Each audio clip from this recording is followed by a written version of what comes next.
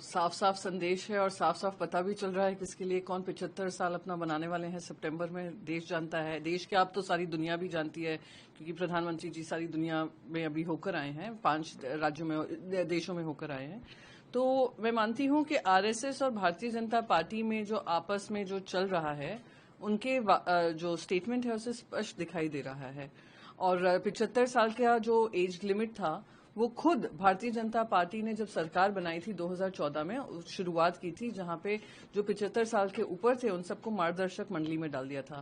तो I think वो याद दिला रहे हैं कि 11 साल बाद कि जो वादा किया था देश की जनता को कि 75 should be the last age, तो वो याद दिला रहे हैं, वही है। आपस में जो भिड़ंत चल रही है वो सामने आ रही है। देखिए, सवाल अक्सर उनके नेतृत्व क्षमता पर सवाल उठाती रही है, तो उस चीज को एक बल मिला है, अटकलें तेज हुई है इस बात की। नहीं, देखिए, ये आरएसएस और बीजेपी के बीच में जो चल रहा है वो उनका घमासान है।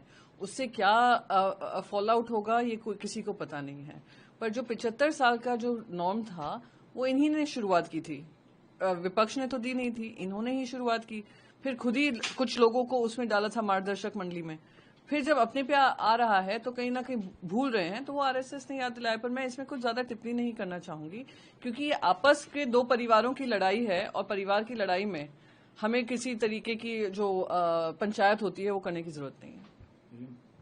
2025 सितंबर में बात है तो शायद वो अपने लिए भी कह रहे हों। तो वही मैंने कहा, सितंबर में किसकी बर्थडे है वो सभी जानते हैं, कौन 75 का हो रहा है। भागवत साहब हों, बाकी कोई हों, उन्होंने कुछ स्टेटमेंट बोला है, उसको वो याद दिलाया है।